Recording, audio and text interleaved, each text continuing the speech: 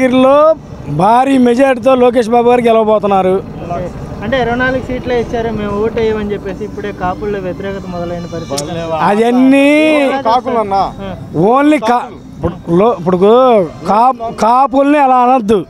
వాళ్ళ కాపులు మొత్తం కూడా మంచి హృదయంతో ఈసారి భావి తరాల కోసం పవన్ కళ్యాణ్ గారు, నేను ప్రజల కోసం భావి తరాల కోసం తరాల భవిష్యత్తు కోసం అని పవన్ కళ్యాణ్ గారు రాజమండ్రి సెంట్రల్ జైల్లో అన్యాయంగా చంద్రబాబు నాయుడు గారిని అరెస్ట్ చేసినప్పుడు వెళ్ళి రాజమండ్రి సెంట్రల్ జైలు దగ్గర దమ్మున్న మనగాళ్ళలాగా పవన్ కళ్యాణ్ ప్రకటించాడు. స్టార్టింగ్ ప్రస్తుతం దమ్మున్న మనగాళ్ళలాగా ఎవరిని కార్యకర్తల లేకపోతే నాయకుల ఇంకొకళ్ళ ఆన్లైన్లో అడిగే పవన్ కళ్యాణ్ కాదు, సొంత డిసిషన్. ప్యాకేజీ కాదు, హృదయంలో ఉంటుంది పవన్ కళ్యాణ్కి. ఏది మంచితనం, హృదయం, మంచి హృదయం ఎక్కడుంది? హృదయం పవన్ కళ్యాణ్ దగ్గర ఉంది. ఈరోజు పవన్ కళ్యాణ్ దేనికి? చంద్రబాబు నాయుడు గారు అంటే భావి తరాల కోసం ప్రపంచవ్యాప్తంగా గుర్తింపు పొందిన పెద్ద మేధావి చంద్రబాబు నాయుడు గారు. వాళ్ళు చంద్రబాబు నాయుడు గారు ఈ 2019లో కూడా అధికారంలోకి వచ్చుంటే ఈరోజు ఆంధ్రప్రదేశ్ సుభిక్షంగా నెంబర్ 1 స్థానంలో ఉండేది. ఈరోజు జగన్మోహన్ రెడ్డి మరి ఆఖరికి చంద్రబాబు నాయుడు గారు కట్టిన 2014లో కట్టిన సచివాలయం మీద కూడా 370 కోట్ల రూపాయలు అప్పు తెచ్చాడు ఈయన జగన్మోహన్ రెడ్డి గారు. ఈయన అప్పు చేస్తాడు, తాకట్టు పెడతాడు, అమ్మేస్తాడు. జగన్మోహన్ రెడ్డి అంటే జగన్, ఆయన పేరు ఒక్కడే గుర్తుపెట్టుకోండి. ప్రజలారా, ఓటర్లారా, ఆంధ్రప్రదేశ్ రాష్ట్ర ప్రజలారా, మీ అందరికీ మీ భవిష్యత్తు మీ చేతుల్లోనే ఉంది. మీరే ఆలోచించుకోండి. మీ పిల్లల కోసం, మీ ఆస్తుల కోసం, మీ ప్రగతి కోసం, మీ అభిమానం కోసం, మీ మానవత్వం కోసం, మీ అభిమానం కోసం మీరు ఒక్కడే చెప్తున్నా. ఎవరో చంద్రబాబు నాయుడు గారు వస్తే మన భవిష్యత్తు ఎలా ఉంటుంది? మళ్ళీ జగన్ వస్తే మనం ఎక్కడికి వెళ్ళిపోవాలా? మన ఆస్తి మళ్ళీ రేపొద్దున మొత్తం కూడా డాక్యుమెంట్తో సహా రేపు జగన్మోహన్ రెడ్డి గారు భద్రపరుస్తారంట. ఆఖరికి మీ కిడ్నీలు, గుండెకాయలు అన్నీ కూడా ఆయన భద్రపరుస్తారు, మీ ప్రాణాలను కూడా. ఆంధ్రప్రదేశ్ రాష్ట్ర ప్రజలారా, మీ అందరికీ నేను ఒకటే ఉపదేశం చేస్తున్నాను. మీ భవిష్యత్తు మీ చేతుల్లోనే. కానీ ఈరోజు 2019లో కూడా నేను ఒక్కడే చెప్తున్నాను, ప్రజలందరూ కూడా చంద్రబాబు నాయుడు గారికే ఓటేసామని చెప్తున్నారు. కానీ ఈ ఈవీఎంలు మాత్రం తేడా అని నేను అప్పుడు చెప్పాను, మళ్ళీ ఇప్పుడు చెబుతున్నాను. దయచేసి ఎన్నికల కమిషన్ నేను కోరేది ఒక్కటే. నేను ఒక ఆంధ్ర రాష్ట్ర పౌరుడిగా నేను చెప్తున్నాను, భారతదేశ పౌరుడిగా, మీరు ఈవీఎంల మిషన్ల మొత్తాన్ని చెక్ చేసి ప్రతి ఒక్క ఈవీఎం మిషన్ని ఆల్ పార్టీస్ని పిలిచి మీరు ఎన్నికలకి పర్మిషన్ ఇవ్వాల్సిందిగా ఎన్నికల కమిషన్ నేను కోరుతున్నాను. ఈరోజు భావి తరాల కోసం, ప్రజల కోసం, పిల్లల కోసం, అందరి కోసం ఈరోజు పవన్ కళ్యాణ్ గారు కానీ, చంద్రబాబు నాయుడు గారు కానీ, లోకేష్ బాబు గారు కానీ పడే తపన ఒక్కసారి ఆలోచించండి. గుండె మీద చేసుకుని ఆలోచించండి.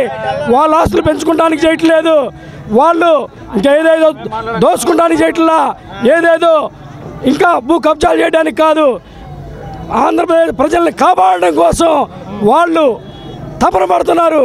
ఆ తపన వెనక ఉన్న ఉద్దేశాన్ని రాష్ట్ర ప్రజలందరూ గమనించాలని నేను ఈ సందర్భంగా, ఈ బీసీ జై హో బీసీ కార్యక్రమం సందర్భంగా ఆంధ్ర రాష్ట్ర ప్రజలందరికీ నేను సౌనయంగా ఉదయపూర్వకంగా కూడా మీ అందరిని ఆలోచించుకొని మీ భవిష్యత్తు మీ చేతుల్లో, మీ ఓటు మీ చేతుల్లో. నేను చంద్రబాబు నాయుడు గారికి ఓటేయమంటలేదు, లేదంటే పవన్ కళ్యాణ్ గారికి ఓటేయమంటలేదు. మీ భవిష్యత్తు కోసం మీరు ఓటేసుకోండి. ఎవరు మంచివాడో ఎవరు చెడ్డవాడో వాళ్ళకేసుకోండి. జగన్ మంచోడో చెడ్డోడో జనానికి అందరికీ తెలుసు. జే అంటే జగన్ అంటున్నాం మేము. వాళ్ళ నాన్న చంపేశాడు, వాళ్ళ బాబాయిని చంపేశాడు, వాళ్ళ అమ్మని తరిమేశాడు, వాళ్ళ చెల్లిని తరిమేశాడు. రేపొద్దున ఇంకా ఎవరినైనా వాళ్ళ అమ్మను వాళ్ళ తల్లిని చంపేస్తారని వాళ్ళు కూడా పారిపోయారు. వాళ్ళ ఆ పరిస్థితులు ఇవాళ ఈరోజు మేము ఎంతో ఈ కొడాల నాని కానీ అంబాటి రాంబాబు కానీ ఇంకా పిచ్చి కుక్కలు కొన్ని రోజా కానీ వీళ్ళందరూ కూడా ఎన్నెన్నో ప్రకల్పాలు పలుకుతున్నారు. మీ పేరు నాని కానీ వీళ్ళ మొత్తం ఎవరైనా కానీ సజ్జల రామకృష్ణ కానీ వీళ్ళందరూ కూడా A2 ముద్దాయి A2 విజయసాయి రెడ్డి కానీ నేను కోరేది ఒక్కటే, ఈ ఆంధ్ర రాష్ట్ర వైసీపీ నాయకుల్ని చిన్నోళ్ళని కానీ పెద్దోళ్ళని కానీ పెద్ద జగన్న కానీ ఆంధ్ర రాష్ట్రం వదిలిపోకుండా 2024లో ఈ కౌంటింగు తీర్పు వచ్చిన తర్వాత వీళ్ళు ఏ సందులో ఉండేవాళ్ళు ఆ సందులో, ఏ గొంతులో ఉండేవాళ్ళు ఆ గొంతులో, ఏ ఇంట్లో ఉండేవాళ్ళు వాళ్ళు, ఏ తాడేపల్లి ప్యాలెస్లో ఉన్న తాడేపల్లి ప్యాలెస్లో వాళ్ళని పారిపోయకుండా ఈ ఎన్నికల కమిషన్ మరి పరిలోకి తీసుకొని వీళ్ళని పారిపోనీయకుండా వెళ్ళి వీళ్ళు చేసిన అక్రమాలకి అన్యాయాలకి శిక్ష పడే విధంగా ఆంధ్ర రాష్ట్ర ప్రజలు రేపు వేసే శిక్ష వేయడానికి సిద్ధంగా ఉన్నారు. సిద్ధం ఆయన సిద్ధం దేనికి సిద్ధం? ఆయన జైలుకి వెళ్ళడానికి సిద్ధం. రెడీగా ఉండమనండి. ఆంధ్ర ప్రజలు సిద్ధంగా జైలుకి పంపించడానికి సిద్ధంగా ఉన్నారు. సిద్ధం. నిన్ను జగన్ని జైలుకి పంపించడానికి ఆంధ్రప్రదేశ్ రాష్ట్ర ప్రజలు అందరూ కూడా సిద్ధంగా ఉన్నారు. రెడీ. ఓకే. షర్మిల కూడా అంది. షర్మిల గారు కూడా జైలుకి పంపించడానికి రెడీ. నేను సిద్ధం. నేను రెడీ అంది షర్మిల గారు కూడా. దేనికంటే ఆమెకి భద్రత లేదు, వాళ్ళ అమ్మగారికి భద్రత లేదు. రేపు నెక్స్ట్ టార్గెట్ వాళ్ళిద్దరినే చంపేస్తారు అని చెప్పేసి వాళ్ళు ఇక్కడే ప్లేన్నే పెట్టి మరి జగన్మోహన్ రెడ్డి గారు వైసీపీ గౌరవాధ్యక్షురాలుగా ఉన్న విజయమ్మ గారిని చక్కగా రాజీనామా ఇప్పించి వెళ్ళిపోతే లేకపోతే నెక్స్ట్ నువ్వే అన్న విధంగా మరి ఆయన చేసిన విధానం చూస్తే రాష్ట్ర ప్రజలందరికీ కూడా గమనిస్తున్నారు.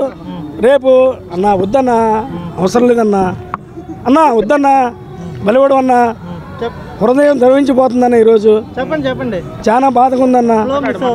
ఫ్లో మిస్ కాదన్నా.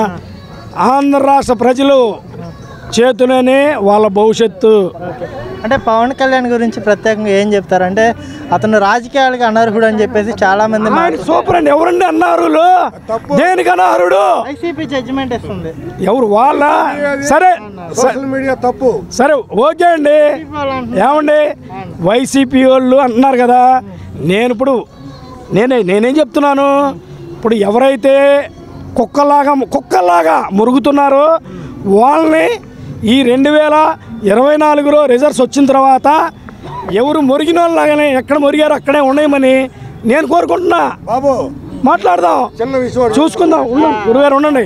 కళ్యాణ్ గారి గురించి చెప్పండి 4 మంచి మాటలు. కళ్యాణ్ గారు ఏ క్లాసు? చెడ్డ మాటలు చెప్పండి చెబుతాను.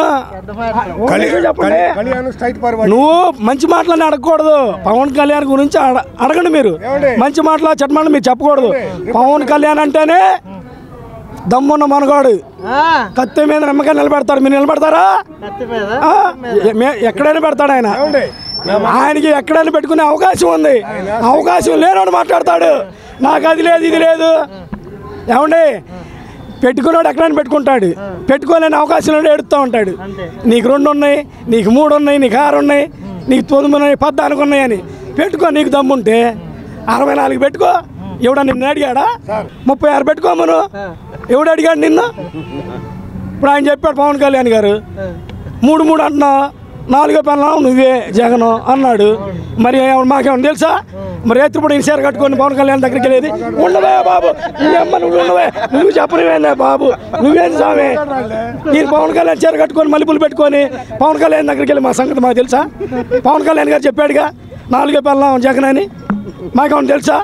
వాళ్ళిద్దరు ఏం చేసుకుంటున్నారు మాకు తెలుసా? మాకైతే తెలీదు. పవన్ కళ్యాణ్ గారు అయితే చెప్పారు. మాకు తెలియదు కండి. మాకేం తెలుసు అండి? ఇప్పుడు జగన్ గారు నీకు 3 ఉన్నాయి అన్నాడు, ఇంకో 4వది నువ్వే అన్నాడు. మరి మాకు తెలియదుగా. నువ్వు ఉండవా స్వామి? జగన్ అంటున్నాడయ్యా పవన్ కళ్యాణ్ 4వదాన్ని ఎవరు పంపిస్తారు ఆయనకి? ఈయనకి అర్థం కాకపోతే నేనేం చెప్పనండి. అయ్యా ఆయన అడగండి అయ్యా, ఏమర్థమైంది? జగన్ గారు 4వదాన్ని చేసుకున్నావు కదా, 4వదాన్ని ఎవరిని పంపిస్తా ఉన్నారు? ఆయన వస్తాడా ఇంకెవరిని పంపిస్తాడు? మరి అర్థం కావాలి కదా. చెప్పండి చెప్పండి ఇంకేం చెప్పనండి నేను ఆయన చెప్పను ఇట్లా నేను మీరు చెప్పండి. ఆంధ్ర రాష్ట్ర ప్రజల చేతుల్లోనే ఆంధ్ర రాష్ట్ర ప్రజల భవిష్యత్తు ఉంది అంతేనా? అంతే ఓకే థ్యాంక్ యూ.